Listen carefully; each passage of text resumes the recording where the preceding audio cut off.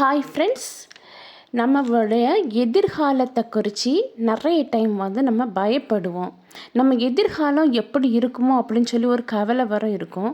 நம்ம இவ்வளோ நாள் கஷ்டத்தில் வாழ்ந்தாச்சு, இனி உள்ள காலமாவது நம்ம எதிர்காலம் நல்லா இருக்குமா அப்படிங்கிற ஒரு கொஸ்டினும் இருக்கும்.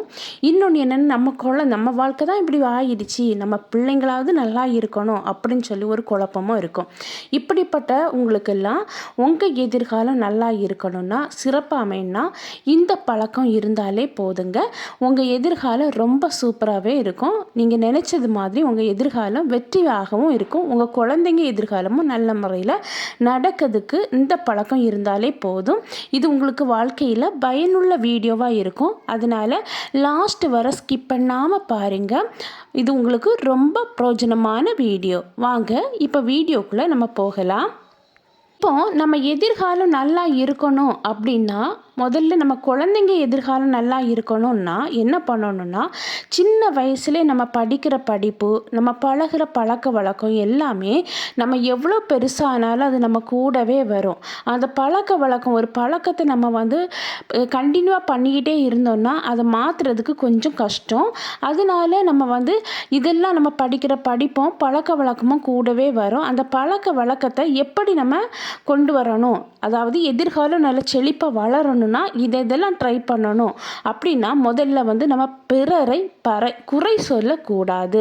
அப்போ ஃபார் எக்ஸாம்பிளுக்கு பார்த்தீங்கன்னா, இப்போ படிக்கிற ஸ்டூடெண்ட்ஸாக இருந்தீங்கன்னா, நீங்கள் ஏதாவது ஒரு தோல்வி வந்துடுச்சு அப்படின்னா, நீங்கள் படிக்காததுனால தான் வந்திருக்கு அப்படின்னு நம்ம யோசிக்கவே மாட்டோம். பக்கத்தில் வேறு யாரையாவது ஒரு ரீசன் சொல்லுவோம். அம்மா இப்படி டிவி பார்த்துட்டு இருந்தாங்க, அதனால படிக்க முடியலை. இல்லைன்னா ஒர்க் பண்ணுறவங்களா இருந்தால் உங்கள் இதில் நீங்கள் ஏதாவது தப்பு போட்டு ஒரு சின்ன தப்புனால உங்களுக்கு ஏதாவது ஸ்பாயில் ஆகுதுன்னா, உங்கள் வாழ்க்கை தரம் குறைஞ்சி போச்சுன்னா, என்னால் தான் அப்படின்னு சொல்லி நம்ம யோசிக்காமல் அந்த குறையை அடுத்தவங்க மேலே சொல்லுவோம். இதை முதல்ல அவாய்ட் பண்ணிவிட்டு, எதனால் நம்மளுக்கு இந்த தப்பு வந்தது, எதனால் நம்ம தோல்வி அடைஞ்சோம் அப்படின்னு சொல்லி நம்ம யோசிக்கணும். நம்ம மேலே என்ன தப்பு இருக்குது அப்படின்னு சொல்லி நம்ம யோசிக்கும்போது அதை நம்ம திருப்பி அந்த தப்பை பண்ணாமல் இருக்கிறதுக்கு நம்ம ட்ரை பண்ணுவோம். அதில் நம்ம வெற்றி காணுவோம். ரெண்டாவது காரியம், இப்போது நம்ம ஒரு காரியம் செய்ய தொடங்குறோன்னு வைங்களேன், ஒரு செயல் உங்கள் ஆஃபீஸ்னாலும் சரி, இல்லைன்னா வேலை பார்க்குற இடத்துலனாலும் சரி, எந்த தொழில்னாலும் பிரச்சனை இல்லைங்க, படிப்புனாலும் சரி, நீங்கள் ஒன்றை செய்ய தொடங்குறதுக்கு முன்னாடியே நம்ம இதை செய்து முடித்தா நமக்கு இந்த நன்மை இருக்கும். ஃபார் எக்ஸாம்பிளுக்கு, நம்ம ரொம்ப நல்லா ஹார்ட் ஒர்க் போட்டு நம்ம படித்தோன்னா நம்ம வாழ்க்கையில் முன்னேறலாம் அப்படின்னு சொல்லி ஒரு எண்ணம் படிக்கிற ஸ்டூடெண்ட்ஸுக்கு இருக்கணும். இன்னொன்று, வாழ்க்கையில் ஒர்க் பண்ணுறவங்களே ஆஃபீஸில் இந்த ப்ராஜெக்டை முடித்தா நம்மளுக்கு இவ்வளோ கெயின் வரும் அப்படிங்கிற ஒரு மைண்டை நம்ம மனசுக்குள்ளே கொண்டு வரணும். அதே போல் தொழில் செய்கிறவங்களுக்கு இவ்வளோ நம்ம தொழிலில் நம்ம ஹார்ட் ஒர்க் பண்ணுனா நமக்கு இவ்வளோ பிரயோஜனம் வரும், இவ்வளோ லாபம் வரும், இதெல்லாம் நம்ம முன்கூட்டியே நம்ம மனசில் தீர்மானிச்சுக்கிடணும். இது ரெண்டாவது பாயிண்ட்ஸ். மூணாவது பாயிண்ட்ஸ் என்னென்னா, நம்ம குழந்தைங்க கிட்ட எது செய்தாலும் ஒரு அரேஞ்ச்மெண்ட்டாக செய்ய சொல்லி கொடுக்கணும். எதை முதல்ல செய்யணும், எதை ரெண்டாவது செய்யணும் அப்படிங்கிறத நம்ம ஒன்றை தொடங்குறதுக்கு முன்னாடியே யோசித்து அதன்படி செய்யணும். ஒரு தொழிலை தொடங்கிக்கிட்டோ இல்லைன்னா ஏதாவது ஒன்று படிக்க தொடங்கிட்டோ அதை ஒரு திங்கிங்கே இல்லாமல், எந்த ஒரு யோசனையும் இல்லாமல் இஷ்டத்துக்கு நம்ம பண்ணணுன்னா அதில் தோல்வி தான் வருமே தவிர நன்மை வராது. எதை தொடங்குறதுக்கு முன்னாடியும் அதை நல்லா யோசித்து இதை ஃபஸ்ட் செய்யணும், இதை ரெண்டாவது செய்யணும் அப்படின்னு சொல்லி அதை கரெக்டாக நம்ம செய்யும்போது நம்ம வாழ்க்கையில் வெற்றி தான் வரும், எதிர்காலம் நல்லா இருக்கும். நாலாவது பாயிண்ட்டு, நான் தான் ஜெயிக்கணும், என்னை விட இங்கே யாருமே வசந்தவங்க இல்லை, அந்த எண்ணத்தை விட்டுறணும். நான் தான் ஜெயிக்கணும், நான் தான்ங்கிற அதாவது அகங்காரம் நம்மக்கிட்ட இருக்கக்கூடாது. நம்ம ஜெயிக்கிறதுக்கு எவ்வளோ ஹார்ட் ஒர்க் பண்ண முடியுமோ அவ்வளோ நம்ம ஹார்ட் ஒர்க் பண்ணணும். ஆனால் நான் தான் ஜெயிக்கணும் அப்படிங்கிற ஒரு எண்ணங்கள் நம்மக்கிட்ட இருக்கும்போது அது அடுத்தவங்க, நம்மளுக்கு எதிரில் இருக்கிறவங்க நம்மளை விட எவ்வளோக்கு திறமையானவங்க, அதை நம்ம யோசிக்காமல் எப்படி நான் ஜெயிச்சிருவேன் அந்த எண்ணங்கள் நமக்கு மேலோங்கி நிற்கும்போது நம்ம கண்டிப்பாக அந்த இடத்துல முன்னேறி வரவே முடியாது.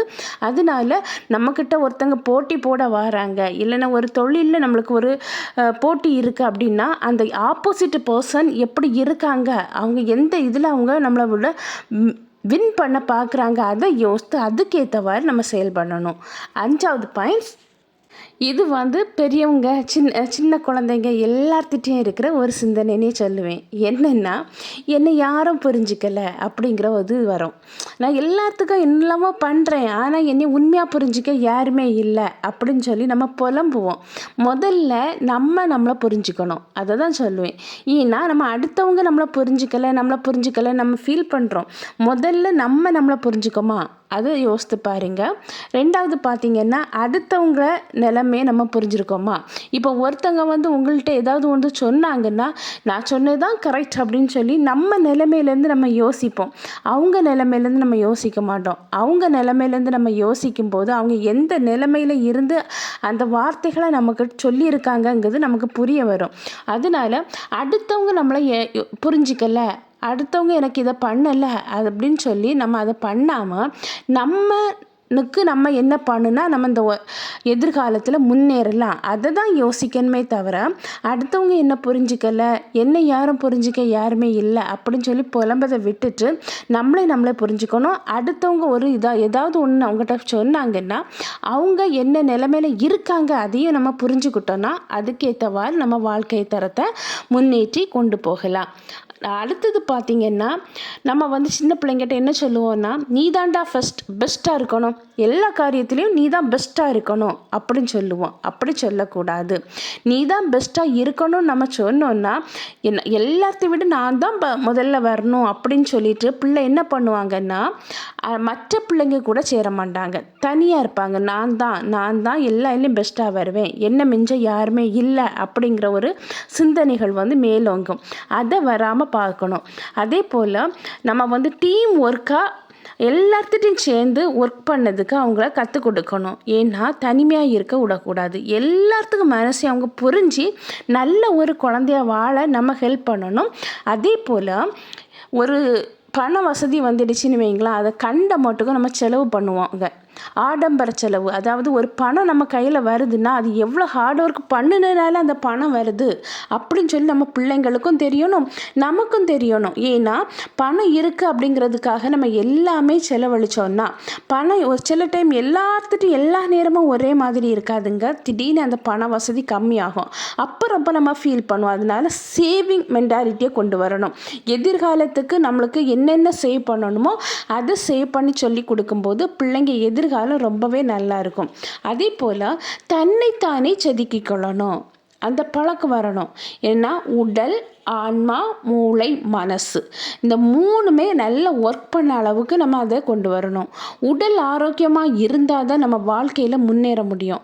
அதனால ஆரோக்கியமான உணவு பழக்கங்கள், எக்ஸசைஸ் இதெல்லாம் செய்ய கற்றுக் கொடுக்கணும்.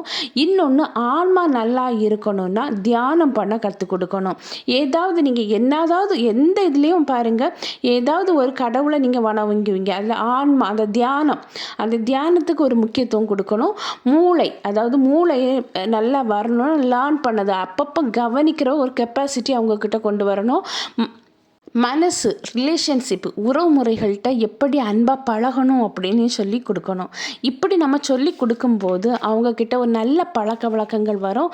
இந்த பழக்க வழக்கம் அவங்க வாழ்க்கையில் எதிர்காலம் நல்ல சிறந்த முறையில் அமைய ஹெல்ப் பண்ணும். அது பெரியவங்களுக்கும் இல்லைங்க, சின்ன பிள்ளைங்களுக்கும் இது ரொம்ப யூஸ்ஃபுல்லாக இருக்கும். நீங்கள் ஒரு குழந்தைக்கு தாயாக இருந்தாலோ இல்லைன்னா தகப்பனாக இருந்தாலோ பிள்ளைங்களுக்கு இந்த முறையில் நீங்கள் வளர்க்கும் போது உங்கள் பிள்ளைங்க எதிர்காலம் ரொம்பவே நல்லாயிருக்கும். நீங்கள் ஒர்க் பண்ணுறவங்கன்னா நீங்களும் இதை ட்ரை பண்ணி பாருங்கள். ஓகே, இந்த வீடியோ உங்களுக்கு பிரயோஜனமாக இருக்கும்னு நினைக்கிறேன். நான் நெக்ஸ்ட் வீடியோவில் மீட் பண்ணுறேன். அது வீடியோ உங்களுக்கு பிடிச்சிருந்ததுன்னா லைக் பண்ணுங்கள், ஷேர் பண்ணுங்கள், சப்ஸ்கிரைப் பண்ணுங்கள், பக்கத்தில் இருக்கிற ஆல்ங்கிற பட்டனை கிளிக் பண்ணிக்கிங்க. அப்போ தான் நான் போடக்கூடிய வீடியோ உடனுக்குடன் அப்லோட் ஆகும்.